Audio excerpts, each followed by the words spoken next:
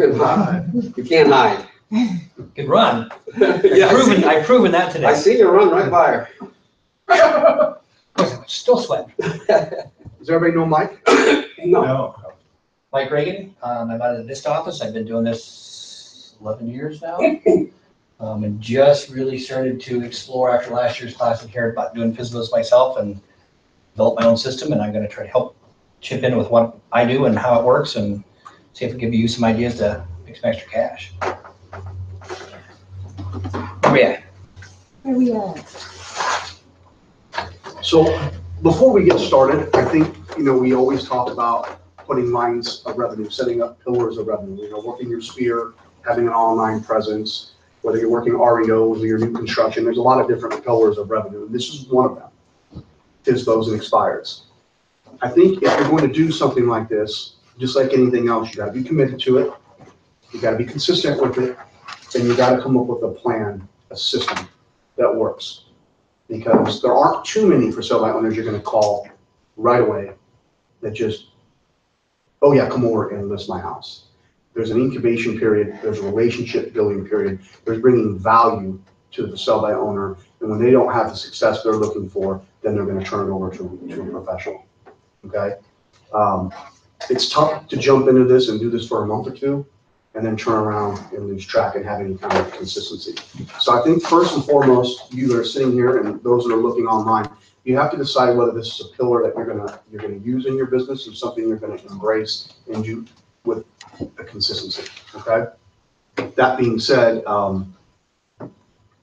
as you can see here, I mean, they're talking about consistent efficiency and proficient, and look at the money that you can make if you put this into your business plan.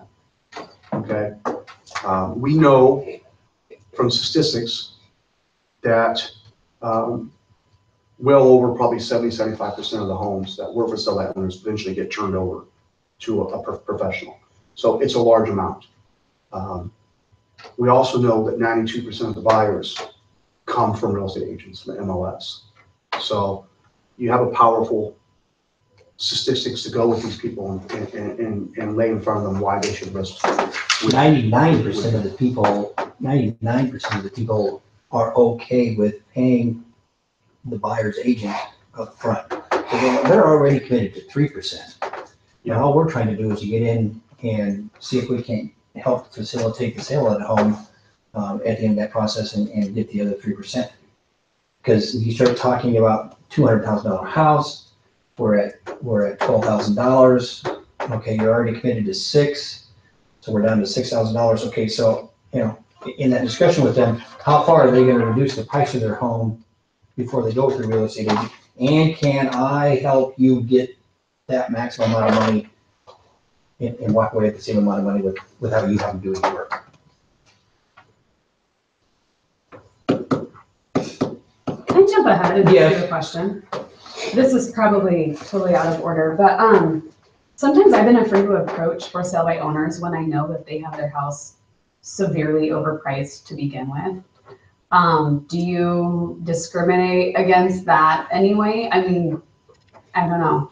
Like, hey, not only do you need to pay me this commission to list your house, but we also need to drop it 30 grand. I told him yesterday I was going to come in here and rip my chest open and have a big t-shirt that said Emma, because that's the most important letter for me is what is their motivation?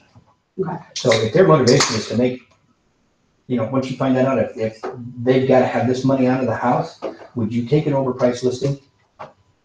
No, because it won't sell. Then you need to find out the motivation and determine whether or not that's something you would approach. But that requires a phone call. Requires you contact them. Yeah. Or a face-to-face. Mike does a lot of door knocking in areas that he wants to represent, that he wants to put his arms around. I think that can be, I think when it comes to for sale by owners, you should really pick an area that you want to work and try to work that area specifically. And the reason why is because once you start to have success, it's easier to go to them and say, hey, listen, I just, these past 5 sellers, here's some testimonials that they were for sale by owners just like you, and this is what we were able to do for them. And they're extremely happy. And it becomes easier when you've had success in that certain area. But there are agents that have, they're calling the whole greater Des Moines area. So I'd probably have a certain amount of success with it.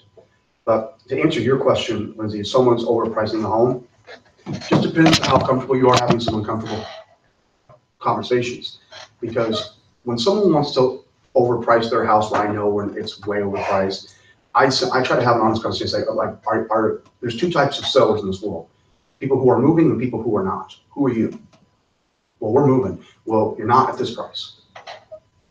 Okay. So just like your car's value what it is today, your stock price is valued today, your home's valued this today. So if you want to move, this is where we need to be.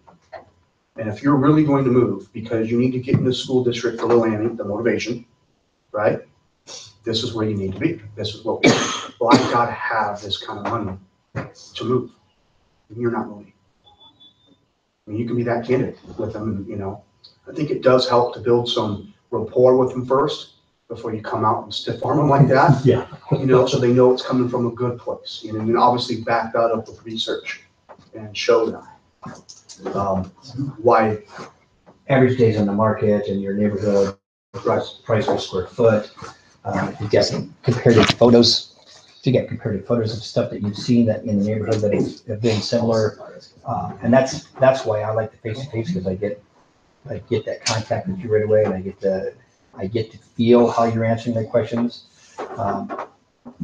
I don't call because I am the world's best at, hi, this is Zillow. No, thank you. Hi, this is Facebook. We're doing, no, thank you. I read through those so quickly. I don't want to. I'm working on one right now in Waukee. It's a KDC build. I work with KDC. The people got transferred on jobs. They've been in there a year. They reached out to Mike and I both, and they're trying to negotiate and do some pieces. Ultimately, what's it going to come down to? They've had, and he gave me the number. He goes, they had 56 calls in the first 3 days that they went for sale by owner. 56 calls by agents, not by people that wanted to buy it, by agents. So Matt and I had this conversation. Part of that why visit a FSBO piece is pretty simple too. They want to sell their home. They're motivated. We just got to figure out what that motivation is. Secondly, I'm going to be in my neighborhood, in my little 2-mile radius. I'm going to know the different neighborhoods in there. Hey, by the way, I live just down the street. I'd love to help you. I can sell the neighborhood. So I make that personal touch. And then as you start to talk to them in terms of what is it going to take to sell your house? Can you do it or can you not do it? And what do you have to offer? I lost my thought there. Can you tell? Well, I always work off a script, and the script isn't meant, and you guys have copies of those scripts. We've given them out. If you don't, we can get you some. The script to me has worked really well when I went after the sell by owners. It keeps my thoughts organized, allows me to take notes. So when I follow up, I kind of know where we left off and some of the answers to the questions. And it comes more off like an interview than it does me soliciting a listing. So if Lindsay was for sale by owner, and I know Lindsay, I'd call her up and say, hey, Lindsay, this is Matt Mauro with Remax. Do you mind if I ask you some questions about your house that you're selling on 123 Elm? I'm not asking to show it. I'm not saying I have a buyer. I'm not saying, hey, are you looking at listing with me or listing with an agent? I'm not doing that. I just want to ask them some questions about their house. And then there are quite a few ways you can make money off of sell by owner. They could be buyers, right? So that's my first thing is, when your home sells, where are you moving to? Well, we got an offer on something else in West Des Moines, or we just broke ground and we're building something. Oh, you're building. Oh, great. When's the estimated time of completion? Well, it's not being ready till June. Oh, well, that's cool. If the buyer comes in and wants to buy your home and move in 30, 45 days, you got somewhere to be. Well, no, we haven't figured that out. I mean, see how it's taking, the conversation is taking a life on its own. I might ask them, what ways are you marketing your home? Well, I have a sign in my yard and I have it on Zillow. Oh, great. What's the activity been like? Well, it's been a little slow, maybe because of the holidays. You see, I'm asking questions, I'm taking notes. Are you willing to work with a buyer's agent to get it sold? Yeah, we've committed to 3%. Bingo. We're halfway there, right? So how did you price your home? Who came and priced it? Well, we just saw the one down the street sell for this, and we figured ours was probably worth about the same. Maybe they had a friend that's a real estate agent come do a CMA for them. A lot of different answers. But I'm following this script all the way down to my last question, which is going to be, if you don't have the success that you're looking for, with how many days do you feel you might turn this over to a professional? We're going to give it 30 days. For 30 days, we're going to start interviewing agents. Perfect. I would like to drop by and talk with you and drop off some forms that you may need if you get a buyer. Oh, what would you have to sell? No, we don't have to sell. Let me help you out with some of these things. And if you're there and I can talk with you, I'll give you some staging help. I'll tell you what you might be able to do to maximize your home. And then once I'm through your home, I'll do a CMA for you and let you know where I would think you should price it. For as many for sale by owners that are overpriced, Lindsay, there's just as many that are underpriced. I feel like our buyers are more savvy today.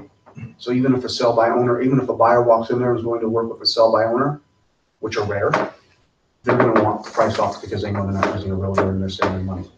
And they're pretty candid about that.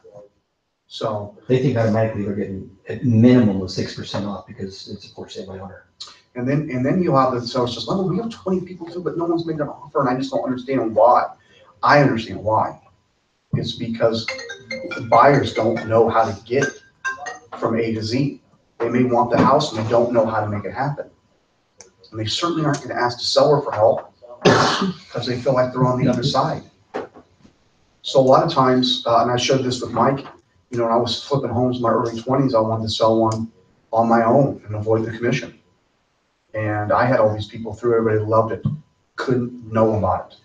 Listed it on the market, Joe Jr. sold it in like 3 days for $17,000 more than I asked for it as the sell by owner. And I realized the power of an agent, the confidence of an agent gives a buyer that Joe can see his buyer from A to Z, where that buyer isn't comfortable doing that on their own. Okay. What's the first question you asked me? Well, when I first called him, I said, "Will you?" I don't want to go. I want to buck the conversation because as soon as I call and say I'm Matt Mauro from Remax, they've already got, like you said, 25 calls, and they're immediately going to be shutting me down. So I want to talk to you about how come your home hasn't sold. Is a good way to buck that conversation from the norm. Okay. Or I want to ask you some questions about your house. Is that okay? Most of these people, look at that last point. Most of them want to talk to you. Because if they can grab any piece of information that'll help them in their endeavor, they want to do that. Okay. You've already offered at least 3 pieces of value to those people. You offered them a CMA, you offered them staging, and you offered them Seller's disclosure. seller's disclosure. So those are all pieces that, you know, how did you come up with the price? You know, well, I'd be glad to run a quick CMA and run that by and drop it off for you, kind of show you, what the neighborhood's been doing. And that's another time I'm at their doorstep and I'm talking to them personally versus. I think you could even say, I call this area sell by owners. What I've been finding is that we're not asking, some of you guys are not asking enough for your home. You're leaving money out there on the table. And it's true. And I just sold a home in Urbandale that was for sale by owner. He's nice enough to give me 3%. Every other home we looked at that wasn't even close as nice as this was $8,000, $9,000 more. I was for certain if this buyer of mine didn't buy it, I could call him and say, John, I will get more money for your house. Remember, it's not just the marketing piece that you guys are offering. That's a big piece of it. But it's also the processing side.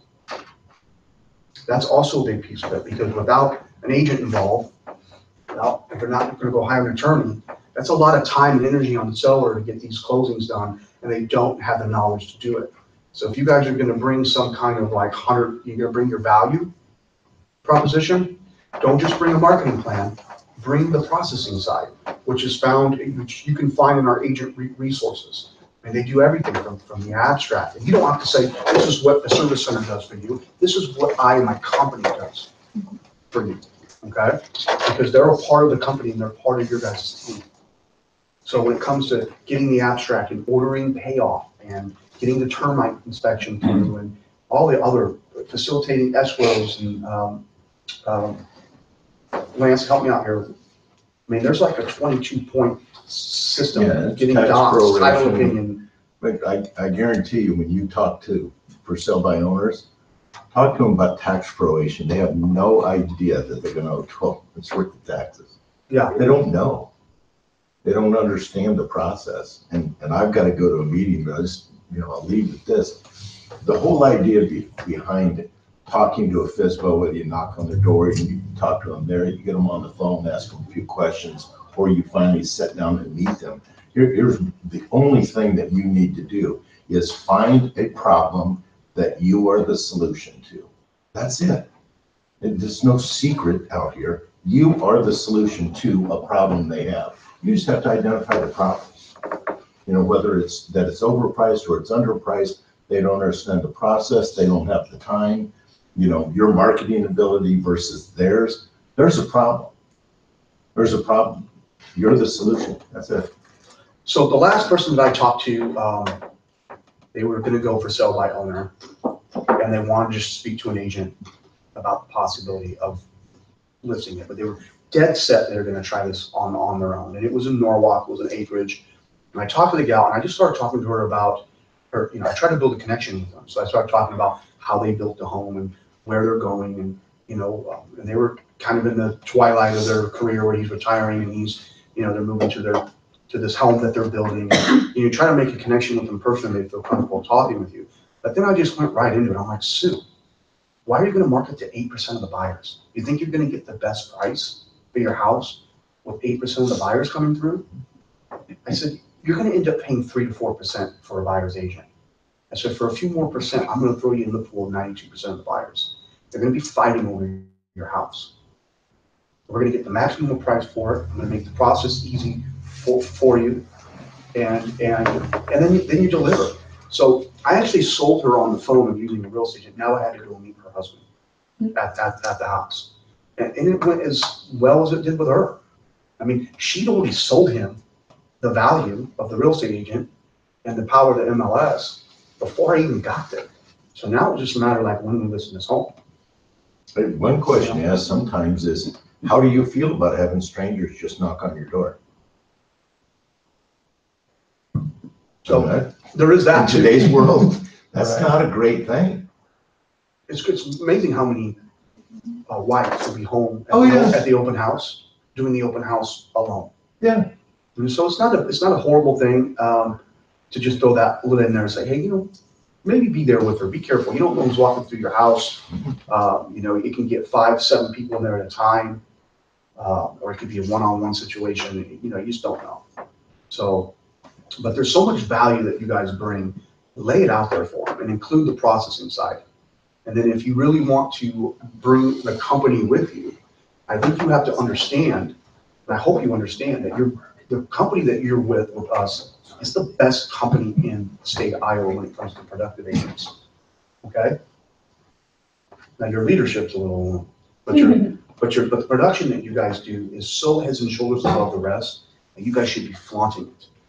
Okay, 24 sales per agent is 10 higher than the next closest to us. And it's a number 11 in the nation of brokerages. Okay? There's only 10 other brokerages per agent that sells more units than you guys do in the nation. So if you want to talk about RE/MAX's brand nationwide, no one sells more real estate than RE/MAX nationwide. No one sells it more worldwide. But what we really want to talk about is what is going on locally. We have 181 agents that sell 24 units a year. Number 2 in the marketplace next to the next company that's 650 agents. We have like 5% less market share than them. So, I mean, it's powerful to bring the brand with you, okay? And let them know that you're working at a high level brokerages where agents are fully engaged, full-time, high-producing agents. So I would bring all of that with you to help you sell yourself, the company, and the process. But a lot of time, like I said, you're not going to call them right away, and then very few of them are like, I'm done with this, come over and list my house. If you do this enough, that will happen. But most of the time, it's an incubation of a relationship.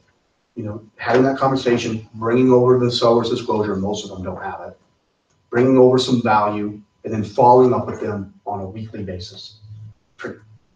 I would say Sunday night's the best night to call. Especially if they've had an open house. Because if they didn't have luck at an open house, they're frustrated. And they want to know why. They want answers. Like Lance said, they have a problem. and you're the solution to it. So there's gonna come a point where they're gonna, if they don't have the success they're looking for, they're gonna throw their hands up in the air and say, I need help doing this. And that's when you come in and save the day. So I got here a little late. So what stage of their listing are you trying to approach them at? Well, You're not approaching like right off the bat. As soon I as you see a tend to like to wait until they've been seasoned 30 days. I feel like they're, they haven't had success at that point. But If you're in your geographic area and you live in that area and you want to market that as part of the pluses here, I a lot of times will leave the car running, leave the door open and say, hey, I'm on my way to the office today. So you put on a sign here, I just want to touch base with you. I live in the neighborhood. Can I come back when you have time and maybe you and the husband or both around or give you a tour of the house. and you give me a quick tour? Yeah. That gets me back. I've already made the contact, it gets me back in. Now all of you people call and try to get that. Oh no, Mike's already coming over. He lives in the neighborhood. Yeah, I like that too. also, if you see they're having an open house in your gym, it's not, pop by with those forms. Say, hey, I work this area really well. I found that someone's disclosures or something for sale by owners don't really have readily available or know that they need, and here's one for you, and how are things going? How is it come on maybe the tail end of the open house? Yeah, Have a conversation with them. I really want to see your house in case I had a buyer, because I work this area. Are you willing to work with the buyers? Well, yeah, we are. Oh, great, I'm glad I saw it. You got a wonderful home. And then go into your interview. Go into those questions. Where are you going when the home sells? I'm gonna cover all these with one story. Knocked on the gal's door, had a conversation. It was a great conversation. She's also an educator. I spent 30 plus years in the education field. It went really well. I said, so what is it that you're really after? She goes, I just got divorced. I want to get rid of this house because I thought this was gonna be a house for myself and my daughters. My daughters, after I got divorced, said that they're not gonna live in this house anymore. So I said, okay, so what's it gonna take? She goes, well, I'm gonna give you a couple more weeks. I said, that's fine. So I called back in a couple weeks. She had a subject to sale offer on her house. The people that wanted to buy it, they grew up in the neighborhood, they had to sell their house to get it done. I said, that's awesome. So what's the plan once you get that done? I'm gonna have to find a place. Do you have anybody helping you? I picked her up as a buyer. We went through that process and finally found something that she was willing to write an offer. And I said, well, you don't have any leverage as a subject to sale offer because you don't know when yours is gonna close. I said, would you mind if I stepped in and asked those people if they're making any progress or see where we're gonna go? Oh, could you do that? Looked it up. They've been on 30 days and they hadn't made any market adjustment price-wise. I did a quick analysis. They were on the high end. I called the agent and I said, hey, we're looking at keeping this on the market and I'm going to now do the marketing for this. So we need to know where your people are. So I forced them into performing and they ended up getting a bridge loan. They lowered the price of their house, $20,000, got it sold and we moved forward. So I said, you know what, she's getting 3% to get this done. I said, we got it done and we're getting into this new house. Do you need 1%? Sure, I got 1% plus the sale of her house. She gave me a friend who's going through a divorce, friends in common, to list her house. Her two daughters are first-time buyers. I have both of them.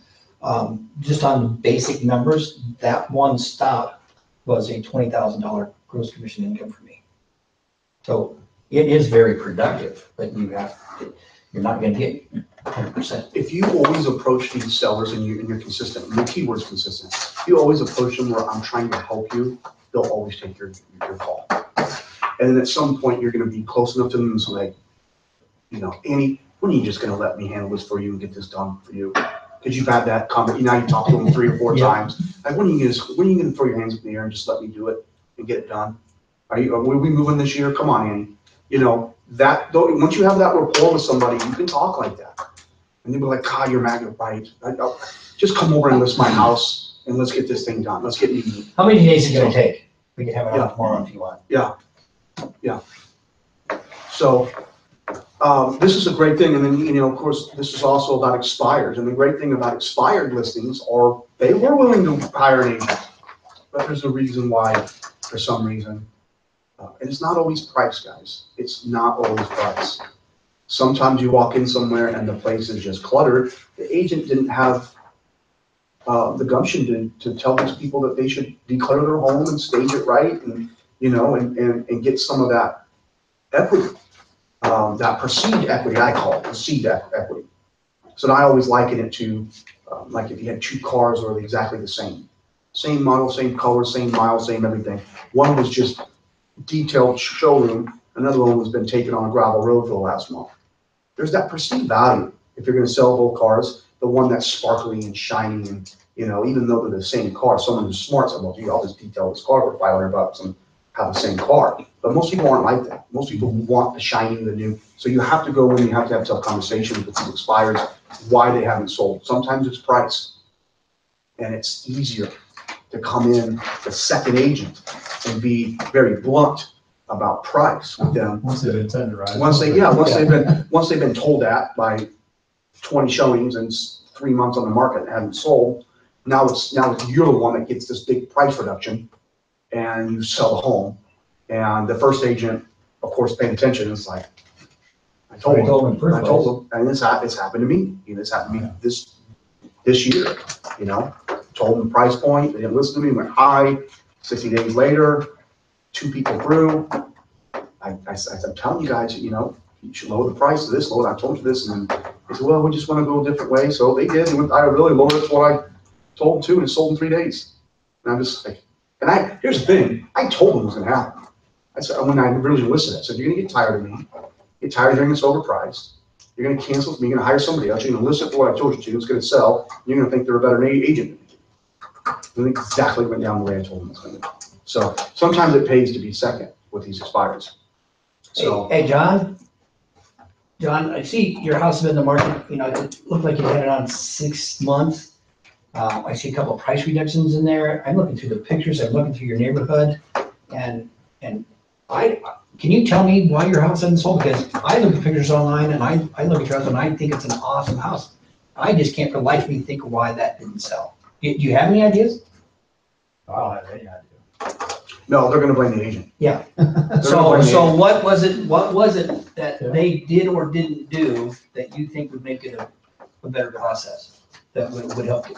So now I'm listening to what you're complaining about, and then I'm going to answer the questions about how I'm going to fix those pieces in doing that. So they want to sell it, they've already used an agent, it's expired. So why didn't it sell?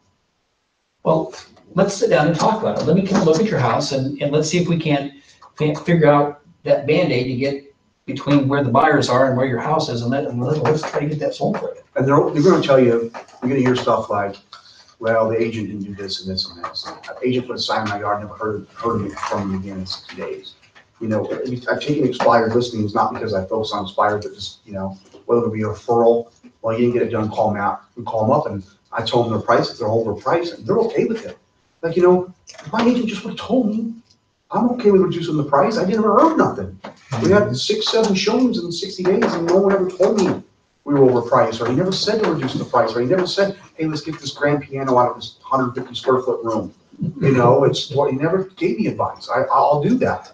I got to get this thing sold. So you'd be surprised how many people just need good advice. They need someone to be on the level with them. And if you build a friendship with them, you can be blunt, and they know it's coming from a good place. Okay. What sources are you getting the expires from? Well, MLS would be a great. Just the I know the MLS, but Yeah. is there any other sources that you're? Well, if you're looking for expired listings, that would be the only place I would know where to get them. That is, The Red X, or is that for I think that's just how you get their numbers, isn't it? yeah. Mhm. Great thing about sell by owners, they're advertising their numbers. The expireds are harder because you probably, like me, you're not putting your sellers' numbers on the MLS. So, there's that, and you can send out letters and things like, I've had a lot of success with letters, trying to get people to sell that weren't even selling, like personal letters, looking for buyers in this area, or I'm personally trying to invest in an area or something. So I've had pretty good success with that. But yeah, expireds, you'll have to get the numbers. Reddit's one of them. There's a few others out there as well.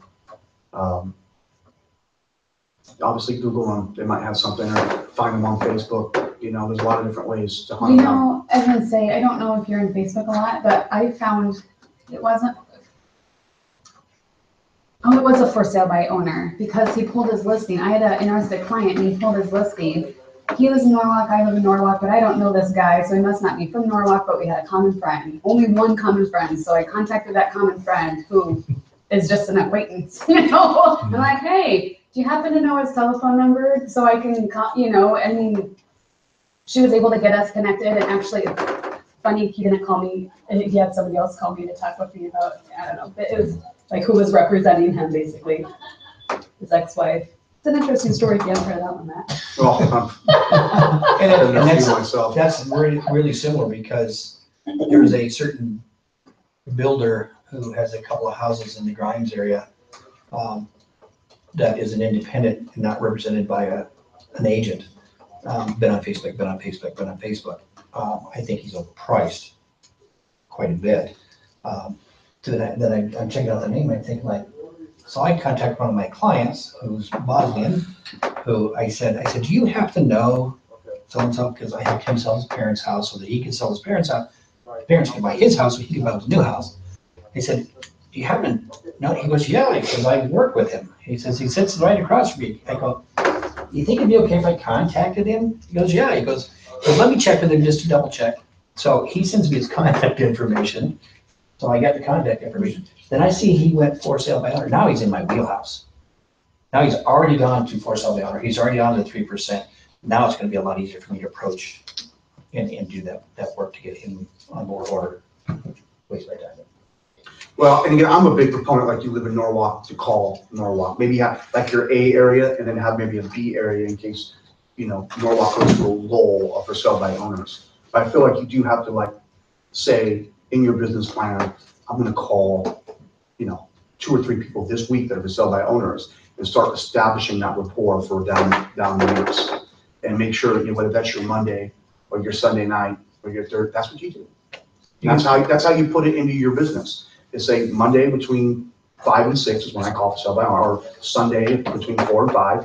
I'm gonna go drop by the open houses that are set. I mean, you have to put it in your business. You can't just pick up the sell by owner whenever you want and then not do it for 6 months and then try to do it again. You won't have the consistent success of having a real pillar in your business, okay? So, but imagine what 15 extra listings a year would do for your income. 15 extra listings a year will probably actually translate into probably about 20 to 22 sales.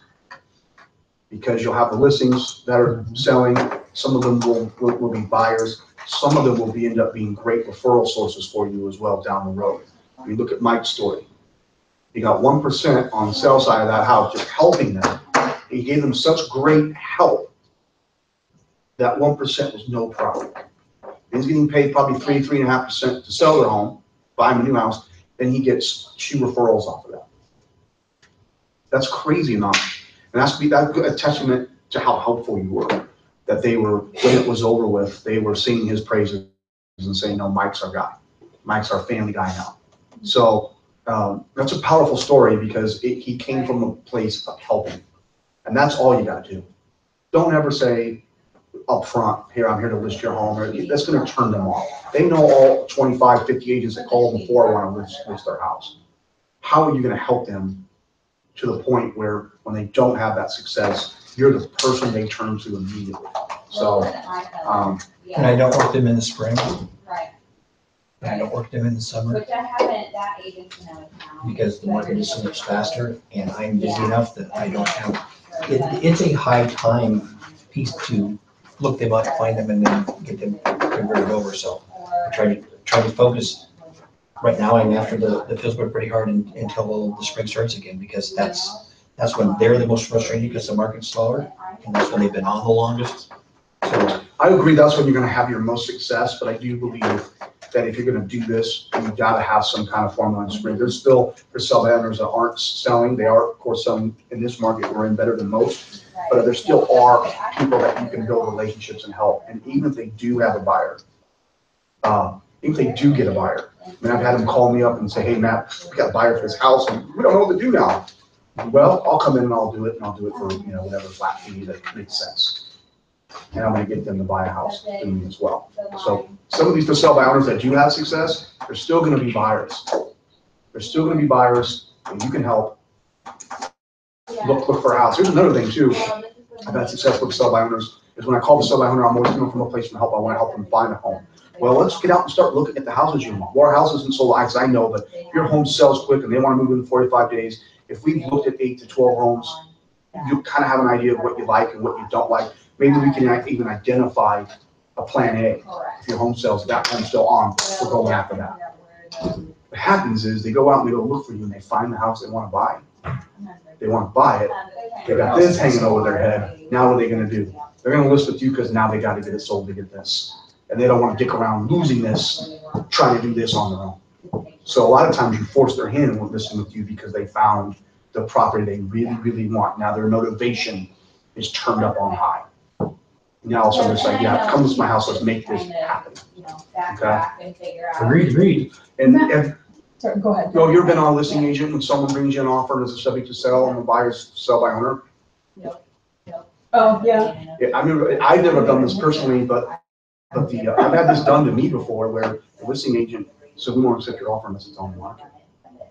We've had it written. But they didn't say with me or with anybody, just full service agent on the market, we're not accepting your offer. Come back to us when your home's sold. So I don't know how if that's the way to operate, if you as a listing agent brings you for sell by owner, but it has happened to me. So seen it done. So when you're talking about helping the for sale by owner by doing like the flat fee, like just to do like the paperwork after they find the buyer or whatever, do you still run that through the MLS as like how do you run it? How do you do that? Because in my head, like I'm used to like doing all like the listing paperwork and stuff, but yet you're not actually the listing agent. So There's a one-time listing agreement sale form. listing or something. There's a one-time listing agreement form in .loop, and there's an unrepresented seller. Now, if you're representing both sides, and if you're legitimately representing both sides, you need to do an agency form signed, and you need to list it, and it'll come on as a 24-hour sale. okay. Okay. If you're going to Actually, actually, bringing the buyer. what's that? If you're bringing the buyer, is what you're saying. Well, a lot of times the buyer wants you, they want representation. They want you walking through their inspection and, all that stuff. And you can represent both sides, come at it Just for a flat fee still. for a flat fee if you can. If they found the buyer. I had this happen in commercial property. I still charge them 3%. My flat fee was 3%. The seller found the buyer the day before we listed it. We still listed it in case the buyer flaked out. But because he found the buyer, the commission was 3%. So what you charge is your business.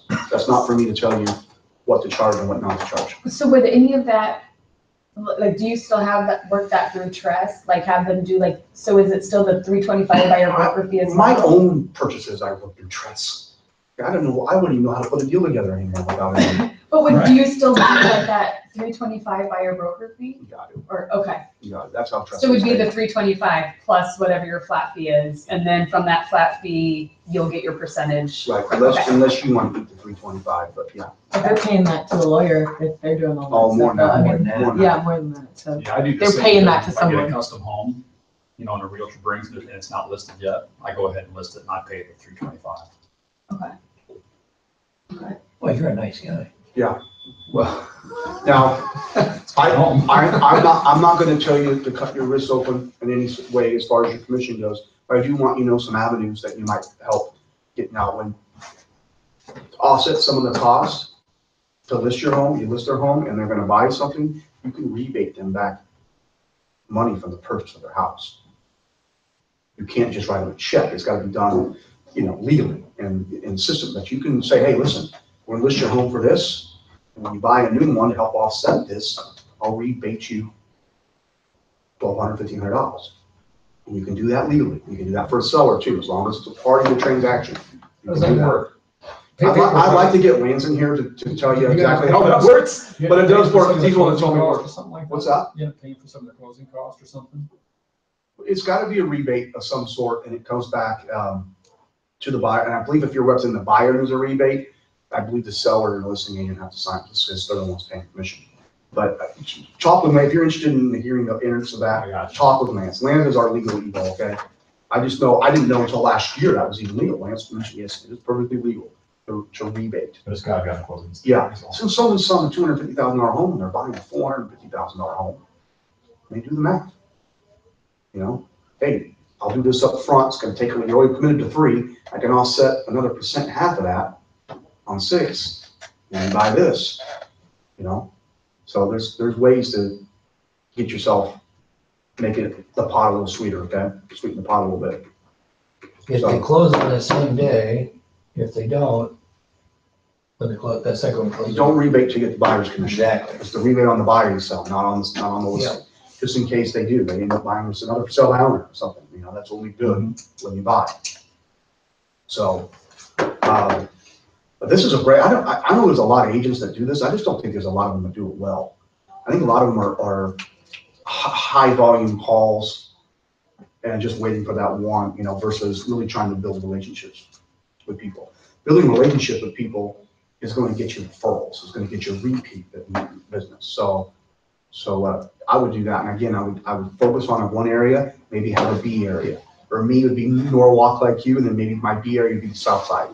That's where I'm from, you know. So If you were doing Clyde, maybe your B area would be Windsor Heights, or you know, Old West Des Moines or something, you know, something like that. Here's another piece with that. You have clients in your neighborhoods, and if you just reach out to them and say, you know, there's a lot of for sale by owners coming up, and you know, sometimes it may come up in your neighborhood. If you see a sign, or if you hear Jeremy calling or talking about doing that, hey, would you give me a call so I can get in and talk to them and see, or mention my name and then give me their contact so I can reach out to them. I told him yesterday, I said, I have Reagan's Army. I have 2 mail delivery people who are former students. And if they're on their route and they see a new for sale by owner sign, they take a picture and they send me the address and I get a picture with the phone number on it. And so it's like usually the first day it's on the market. So, you know, you gotta have resources outside of Google. There's several in our neighborhood. What's that? The sub owners, there's several in our neighborhood. Chris just took one to Tricia. Did you see that? They one? Where? On Sawgrass. They were at Johnson Home. They've been there for sell by owner for Long term. 6-7 months, and then all of a sudden Tricia. That corner one's up by you. Yeah. Yeah. They're gonna build down the street and. Oh, that's what they're doing is building? I got you. Yep. Yeah. Have you talked to them? I have. I didn't know if you know him. I didn't know if you know him. I don't even want to listen to my own neighbor. Got you. Do you know him? So they're like, his car's still there at 8:30. Shouldn't he be up by now? Do you know him? No? I do. I didn't. My kids, our kids play them. Got you. Matt, I have one more question about rebates. I have a problem with accepting like, hey, $4,000 agent bonus if you sell this house. I said something one time to another agent, I'm like, how do I handle this? Do I need like to tell the client in advance? Because like if they found out afterwards that of the 3 houses, they chose the one where I get an extra $4,000, I would feel guilty if I didn't disclose that to them. But I was told like, well, no, it's your, you know, I'm like, or do you split it with them? Or how do you, you know, because I would, anyway, I was told that it's illegal to do that because it's part of my paycheck, so to say. So like, You can rebate it. I could- Or something. Yeah, you So can't that's what just I'm write, wondering. you I can't could- get paid and write them a check. okay, It's gotta be a rebate through the company, and it's gotta be done the right way. But again, consult Lance, okay, 'cause I have not done this personally, okay. and Lance knows the law and. I'm just seeing it a lot. Like, I don't know if it's just these 2 clients of No, mine that that's like a are good question. taking all this, they don't know about the, you Just know, disclose the agent bonus. You know, bonuses. if once they decide I wanna buy this house, just say, hey, good. Just say, hi, this is the house, they're actually offering a bonus to me in this house. Be upfront about it. Okay. They shouldn't care if they want the house anyway, should they? That's what I'm Yeah, saying. I That's what I'm know. saying. And if you're Yeah, upfront about it, and tell them, say, listen, you buy which house you want, this house is offering a bonus. You know, I want to be upfront about that, because I love this house too, but I don't want you to think that is the reason I'm influenced, because I'm gonna be compensated well whichever home that you buy, I agree. you know? I mean, those bonuses, to me, say what you will, but they're nice if you're on the buyer's end of it and it happens to be there, but in no way, It doesn't work. yeah, it doesn't work. That's- Because it's not the agent that chooses the house. Right. You want to give a bonus, give a $4,000 car allowance to the new buyer. That's what the buyer might get and get excited about. Give $4,000 in closing cost allowance. $4,000 to buy down your rate. Don't give me $4,000 to the agent. I've always not really, I just never paid attention to it because the buyer makes the decision on the house, not you. Yeah. So, but you know, in your own way, if you don't feel good about it, then just be transparent. Okay. You know, come up with your own way to tell them in a nonchalant kind of way, just so you know. And if I decide to offer whatever, it can be done through the rebate. It can be. I just can't, okay. Well, and I suppose you could do that if you feel guilty about it. You could tell, hey, they're offering 4,000 to an agent. He says, maybe we can turn this into a carpet allowance instead. And you can allocate your bonus how you want to, I suppose. Yeah, well, you could say, hey, they're offering $4,000 allowance, I don't need that, guys, this is my first cousin, we're on Just $4,000 opposite right off instead of- price, because I'll waive that. I appreciate you selling your home through me, and you're buying through me, and your daughter bought through me, just, here. So let's negotiate as far as we can, and then when we get done with the negotiation, then I'll throw my $4,000 off the top of the cost of the house too. So that maximizes, otherwise, I think the other agent goes like, oh, you're writing $4,000 off, that's already included. Now, I'm keeping my $4,000 separate over here, I'm gonna negotiate. It's not a bad, that's Then I'm not a gonna bad throw thing. it off. Yeah, That's a good way to negotiate that. You could not give your ace card right up front. Wait till you negotiate and then play your Or card. you could use that in a multiple offer situation or something like that too.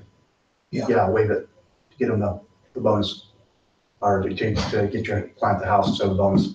But it's a good question. I would always say that if you're not feeling right about something, the best way is to be transparent with your buyer. That way, at least when they can't come back and say, God, I would have known he was getting a bonus. She seemed to really like this house compared to the other one we were liking. And then you could have been totally on the level why you like that one better than the other. But now it looks like you've been paid more and that you were influenced by money rather than what their best interests were. Okay. So just be transparent, And it looks, what's that $4,000? You're already getting paid commission. What's that $4,000? Well, it's $4,000. You know what? That's $4,000 worth of free advertising that your friend or your client just said, you know what? And he was supposed to get a bonus. She was supposed to get a bonus, but she took that off the price of the house for me so we could get it. You're Johnny on the spot. You're good. So if you look up here in this create a 5-step follow-up system, and again, it is a system, visit and talk to FSBOs. That's either going to be a door knock like Mike does. It's going to be an initial letter you send out, or maybe my favorite is, after the open house on Sunday. Hand deliver something of value. I think if anytime you're going to visit somebody face to face, have something in your hand for a reason. There's another company out there that teaches their agents to door knock with a dozen roses. And when you knock on the door, it looks like someone's delivering you flowers. And if they talk to you, you give them a rose. Thanks for talking to me. To me, I found that laughable. That's pretty cheesy. That's bad. I couldn't hold a straight face. Come with 100 ways to sell your home. Come with, here's 20 ideas to, Bring the concepts t-shirt. yeah, here's 20, make up your own marketing piece. It's 20 things every for sale by owner should know. If they're doing an open house, here's the easiest way to, make sure you're getting the questions you want from them. And kind of give them a couple ways to ask the questions like you would at an open house. Don't train them as agents, but, here's the capture sheet. Do you have a place for them to sign in? Do you have information there? If the safety issue, you can get them on a lot of different ideas. I like the sign-in sheet. Show up early to open house. Say, hey, here's a sign-in sheet. I've rated it for you with your address and everything on it. Here you go. If they're not Here's the seller's qualified, disclosure. You should fill it out before the open house in case anybody asks about it. if they're not qualified and you wanna send them to a lender, here's a couple lenders that you can give those up to those guys. I think your lender's happy with you. So there's a lot of Give them opportunity a here. gift, they don't know what to do with it. There's a lot of opportunity here because Could you just do this for me? there are more for sale by owners in our market than I've ever seen. My 23 years, I think there's more for sale by owners in our marketplace. And a lot of that has to do with lack of inventory. So having that, and a lot of it has to do with some of the marketing platforms that are out there that never used to exist. That gets it out there. But like your Zillows and your Trulias and things like that. So it gives them a way to get it out to the public where before it was just a sign and like a newspaper ad. So. And I'm really honest with them when I approach that.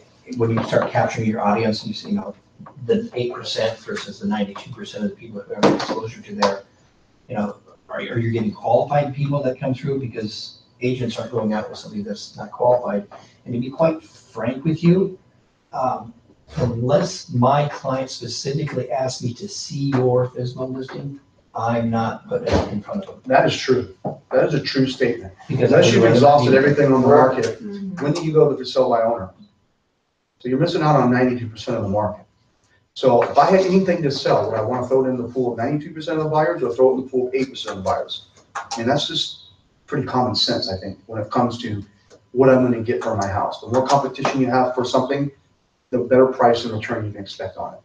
So it does happen where you'll find homes that are underpriced. I know my brother sold one he thought was over $80,000 underpriced. Ended up appraising for like 65 more than the buyer bought it for.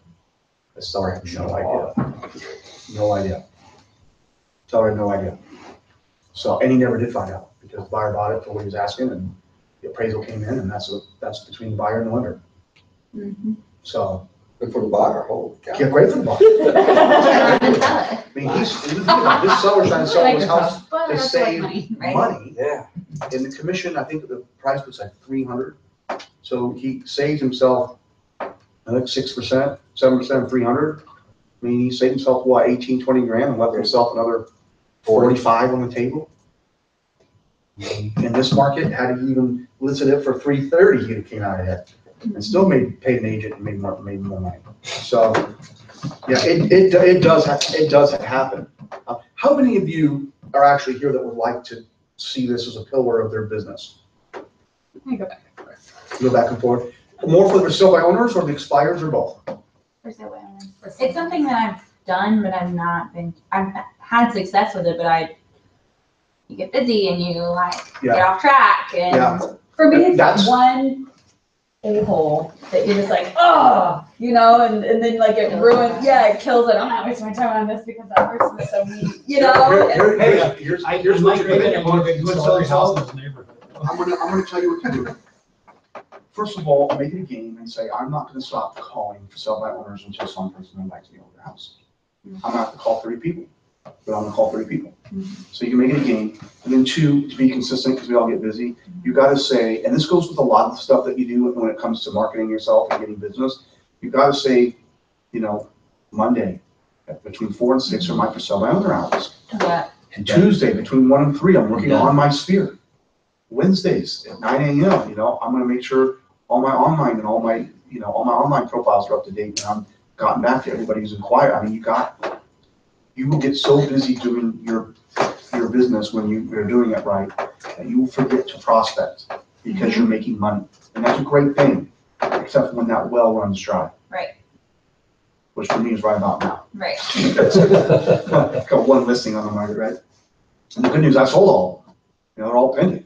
I got one that's not, so I got to go taking 2 listings a day. And I'm going to get on this train because I'm slow and I'll call somebody all day long. I don't mind being told no. I don't mind being hung up on. I don't mind being told to go F myself. It's like I'm in a conversation with Frank. He tells me that every day. I don't put them into place. Put them in place. So I don't mind that. And don't get discouraged just because one person doesn't have the time for you. You don't know what's going on in their life. They might have had 20 agents call them already and they have no time for you. It's a numbers game. It's a numbers game. Keep track of them. Their home doesn't sell in 3 weeks. As long as you come from a place I'm trying to help you, I think that you'll be more well received than not. Well, you know their open houses that they do them on Zillow and Trullo and stuff, so you'll know when they do them. So you go. I asked him. Do you? Yeah, I said, so in addition to designing the yard, I said, what else are you doing to market it? Well, are you gonna have an open house? Well, I said, that's one way to get people to come to your house. Okay, we're gonna do one on the, great. Can I start by and give you some ideas about the open house that'll help? I'm helping. Sure, teach you. Yeah. You can find people like, hey, we're moving to Milwaukee. Why are you working with somebody up in Milwaukee? You have to find your own? No, let me find someone. What area are you looking in Milwaukee? Would you find it helpful if I had someone out there that was that specialized in that area and that type of home to reach out to you? I'll do some research and make sure I find, you find someone that's got some experience. Maybe I always try to find CRS agents, and I know that seems kind of tacky, but I feel like extra training, so, and you try to hook them up with an agent and get your 25, 30% referral fee, whatever you charge. And then follow up with them, because he might say, hey, listen, we're moving to Milwaukee, we're gonna try this on our own for 30 days, and after that, we need to figure something else out. That's how the majority of your conversations will go. It's only a few of them are gonna be like, don't ever call me again. I'm a sell by owner because I don't want to pay you. Click. It's gonna happen to you. But that happens less than the conversations you have, because people want to talk about their house. Is it, is it priced right? Why isn't anybody coming through? Why hasn't it sold? It's been 2 weeks. I heard everything's flying off the market. No, actually, the average price, average days in the home is 88 days. Is that what it is right now? Yeah, I would wish we had better statistics. I think it'd be shorter if you took new construction out of there. I Gotcha. think by less than 30. Gotcha. But I think it's important to maybe try to find some facts that will work in your advantage. Like list price to sales price for sell by owners. RPR may have that information. And maybe Lindsay, you could even like narrow it down to just what Norwalk's list price to sell price are. Because if ours is 98.9 list price to sales price, and for sell by owners are 92% list price to sales price, how are you making any money versus hiring me? The average sale There's price, a 6% right there. the average sale price nationwide. And so not only are you gonna net the same, but I'm gonna process the whole transaction. Do it all for you, yeah. So now you don't, now I'm, solving a problem, like Matt said.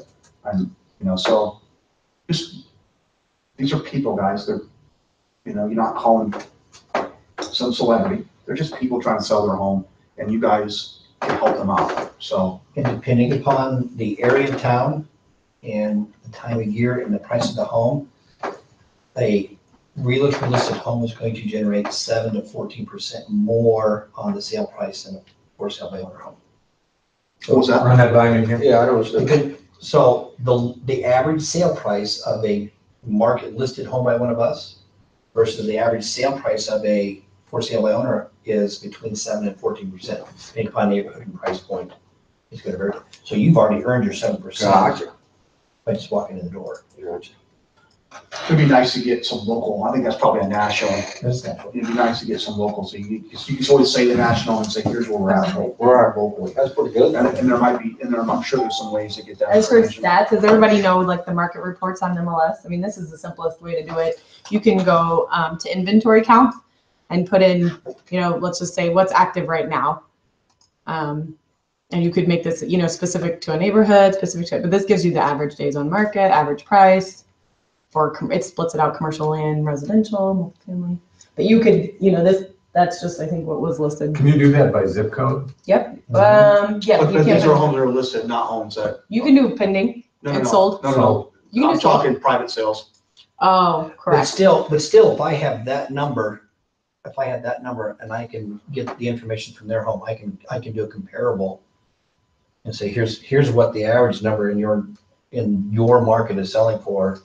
And then yours per square foot is $16 low per square foot, or it's $80 high per square foot. I can show them those numbers. Yeah. But yes, But if you're RPI asking for that comparison, then- would include off. Back up one more. What was that first tab called? Market reports, and then Can you inventory separate counts. private sales and RPR from listed homes or no? I don't know if you can separate them. I mean, I think when you're just pulling the market mills, Be interesting to figure out those facts that aid you going into somebody, but I always do the phone call first. I'm not do a lot of door to door unless I do the open house, but I'm gonna follow up with a handwritten letter immediately after the conversation's over. Okay? A lot of people have those little thank you cards and you think, thank you, Lindsay. Make sure you write a personal note. Hey, thanks for speaking with me and telling me a little bit about your situation. If it comes a time that you need professional help, I'm here and I think I can help you. I know I can help you. Reach out to me anytime. Use me as a resource. If there's any questions of the process that you need answered, use me as you have a resource now to call me. So they may call you up and say, hey, someone told me I need to take my abstract somewhere. Where do I need to go? The home may go to be sold. Give them the advice. I'm not saying jump in and sell the home for them for free. Say, hey, you need to take it to American in Warren County, or Bill Blue and Associates out in Clyde. I mean, give them some help. Worst thing that's going to happen is you might get a referral out of it, for helping them. I think it's the same as you handle the negative people or the canceled listing pieces. You got to send them the paperwork to get it signed. You got to go pick up your key in the lockbox and hand them the key back. You got to do all those things. I'm a redheaded guy and I've had a temper most of my life, but it's, if you go in the door and it's a negative situation, I got fired this week from the listing. They were overpriced. I was okay with it. I could have got some money back for my advertising, probably should have, but I went there and I said, hey, I hope the best for you, and I hope this gets done for you, and you get to move to Arizona, and it's all good. So now not only do I have like, I get the double. Our agent didn't do anything, he put a sign in the yard, he did 2 open houses, but he was, he never called us, never did anything. And then when he came to cancel listing, he was an asshole. You know what, he was a really nice guy, he was okay with it, he wants to help us get our house sold. So that your image has a tail that follows you around, for sale by owners, or however you do it, positive, negative. I want you guys to be able to have success with this. In 2018, have 5 or 6 of these people writing testimonials. I know when I help out for sale by owner and got the listing, I want them specifically to say, I tried this on my own, and once, met Matt, and he was friendly, he was helpful, and he put the whole thing together for us, and we wish we would have contacted him from the beginning. Because those are powerful testimonials when you're taking for sale by owners and say, hey, look, these are your neighbors, 5 or 6 people. Same thing with Zillow. If I find a buyer on Zillow, I used to have them say, hey, I connected with Matt on Zillow, met him on a property, and he was great, he was so resourceful, so helpful, we're so glad we got in contact with him. That way, when other people are contacting me on Zillow or Realtor.com or whatever, they can, they read that. They say, oh, these guys are in the same situation I was, they connected with Matt the same way I did, they had such a positive experience. So the more success you have, the easier it's going to be for you. But you just have to start somewhere, just like anything else. And then once you dominate your area, it's so easy to call them. So easy to call them and say, I talk to dozens of people a month in this situation, and this is how I've been able to help them initially. And this is success we've had. If you have the success you're looking for, I'll be the first to congratulate you. But if you don't, now you have a plan B. And I'm happy to be your plan B when plan A fails. So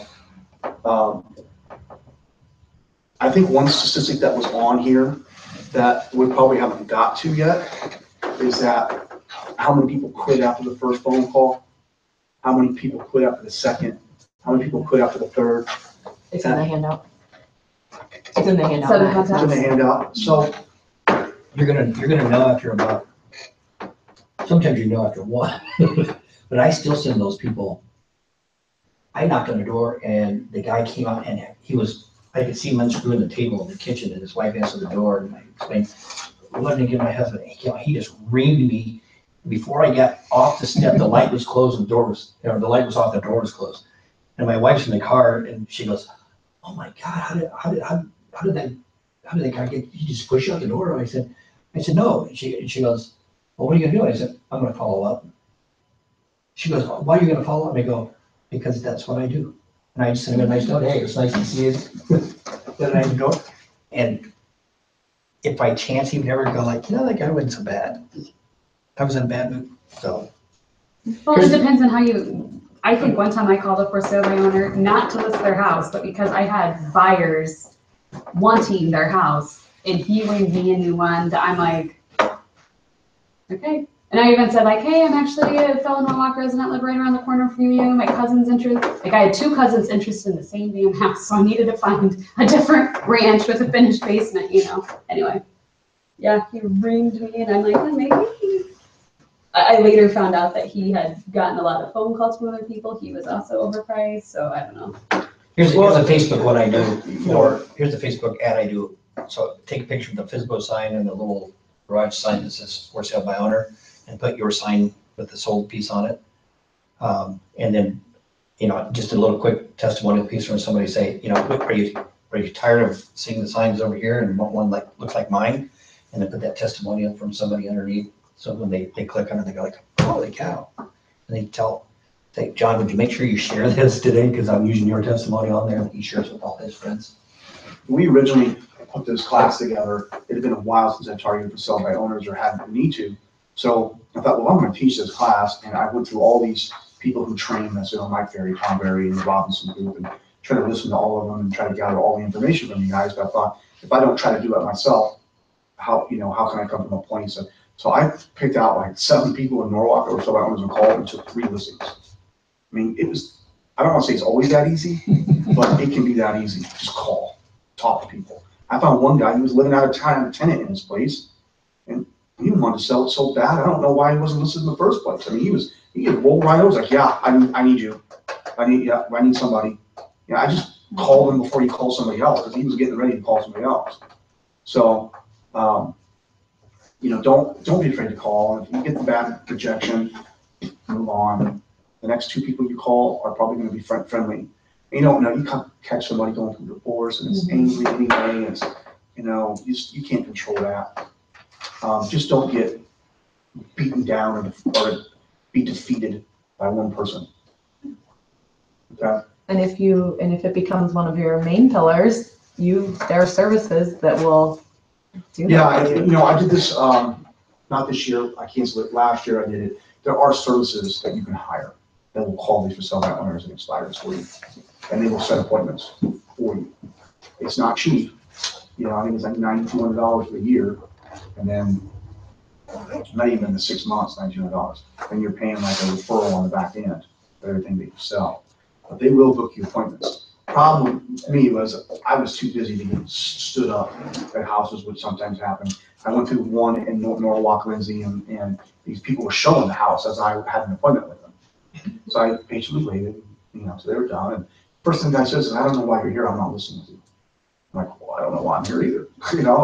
I said, I was told that you would be open-minded to sitting down and talking about, at least the possibility of it. I said, not at all. So I just, okay, left, But after a while. I can ask you what street that house is on. It was in old Milwaukee, off the main or whatever. Well, you're saying grumpy guy. Yeah.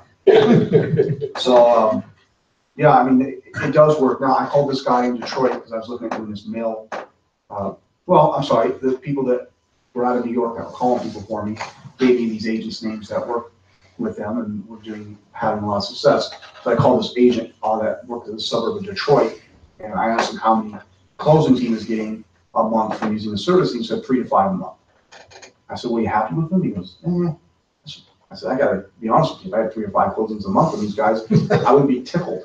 He goes, well, my inside sales agents who do for us are averaging somewhere around 10, 7 to 10. So he actually hired somebody inside. So now I want to keep you guys, if you do this and you hire somebody, you have to remember they're not licensed agents mostly. So they can't talk about the market and the process. All they can do is sell your value. So you're who you are as an agent and a person and your production and expertise in the area and make an appointment. They can't talk about what the market's doing and the process and your marketing plan, all that stuff, okay? So just be real wary if you hire somebody what a non-licensee and a licensee can do. As a sale by owner, are there any rules around what they can and can't talk about? Can they talk about neighborhood market if they're doing research on that stuff? Can the person like call a in? first sale by owner? No, a person that's selling. Selling their house. A person sells their home, as long as they're talking about their house, they can do whatever they want. If they're You doing can't research in assist the somebody neighborhood. else. You gotta have a license to assist somebody. So it's with just, the so sale. it's talking about anything about their house, the market in their neighborhood, that's fine. Yes. Okay. Well, your non-licensed assistant cannot talk about the market. They can talk to them about Mike Reagan.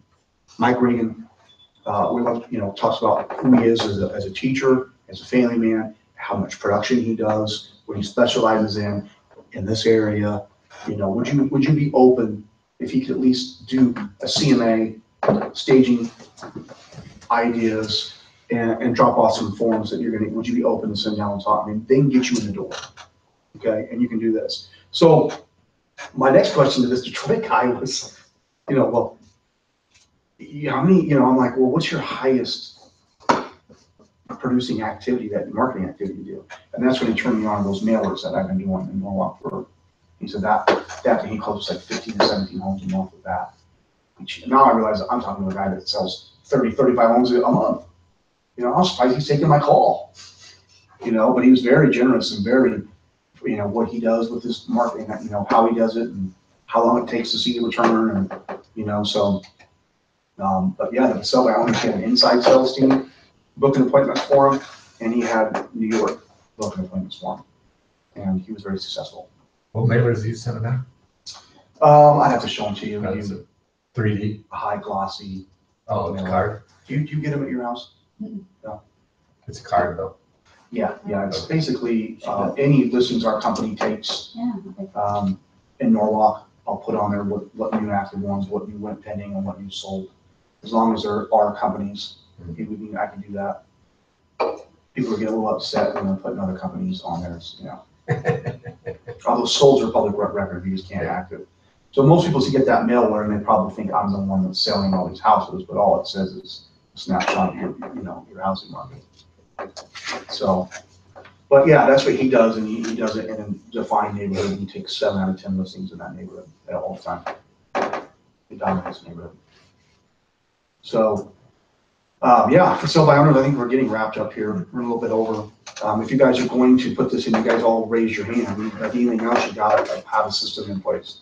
You gotta be disciplined. You gotta say Tuesday's my night, Monday's my night, Sunday's my afternoon, and be consistent with it. I think if you do that, you'll find you'll be able to mine a lot of gold. You think Johnston's too big of an area? No. Just you wouldn't parcel that off? No. Because offices in Grimes, I live in Johnston. I lived in Grimes until about 2 months ago.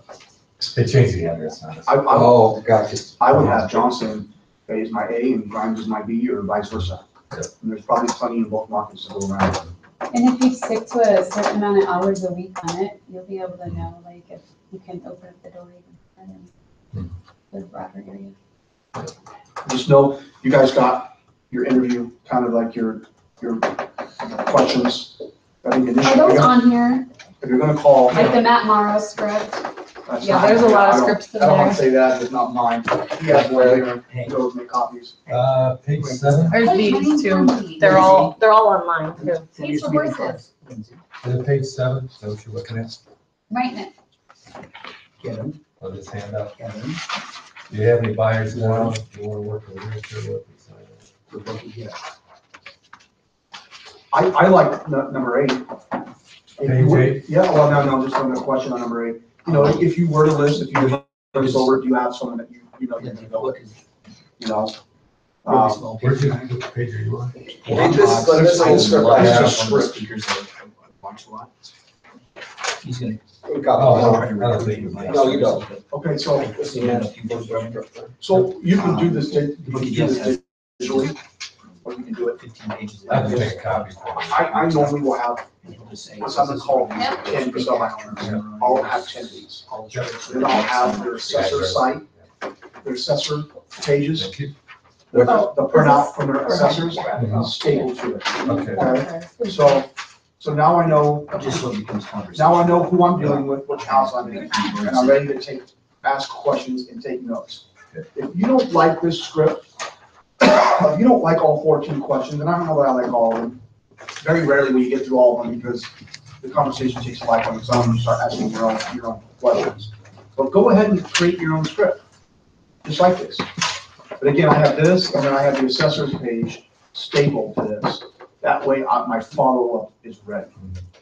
You know, so I'll ask them these questions, and I'll use the backside to say, you know, follow up in two weeks. I put sent handwritten letter, you know, 11/29/17, so I know I did that. And I'll have a follow-up pile, my active file, my follow-up pile.